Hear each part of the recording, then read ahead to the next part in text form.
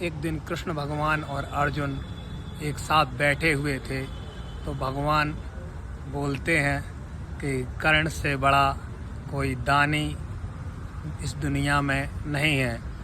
यह सुनकर अर्जुन को बुरा लगा और अर्जुन कहते हैं, हे माधव, आप मेरे सामने मेरे सबसे बड़े प्रतिद्वंदी की तारीफ़ कर रहे हैं।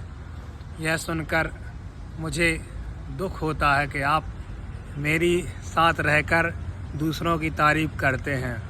इस पर श्री कृष्ण ने जवाब दिया कि मैं तुम्हें एक काम देता हूँ, उसको जाओ पूरा करके आओ। भगवान ने 2 स्वर्ण पर्वत अर्जुन के सामने प्रकट कर दिए और बोले कि जाओ आप इन दोनों पहाड़ों को वहाँ सामने पड़ी भीड़ में जिसको जितनी ज़रूरत है उस हिसाब से दो, या इतना दो कि जिससे सबकी गरीबी दूर हो जाए।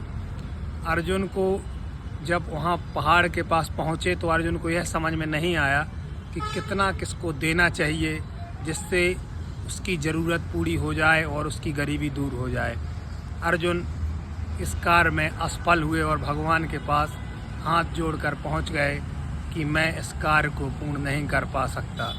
यही कार्य जब कर्ण को दिया गया तो कर्ण ने बड़ी ही कुशलतापूर्वक सभी जो उस गांववासी थे, क्षेत्रवासी थे, उनको बुलाया और बोले कि आप लोग अपनी आवश्यकता के अनुसार इस पहाड़ से स्वर्ण ले जा सकते हैं जिससे आपकी गरीबी दूर हो सके।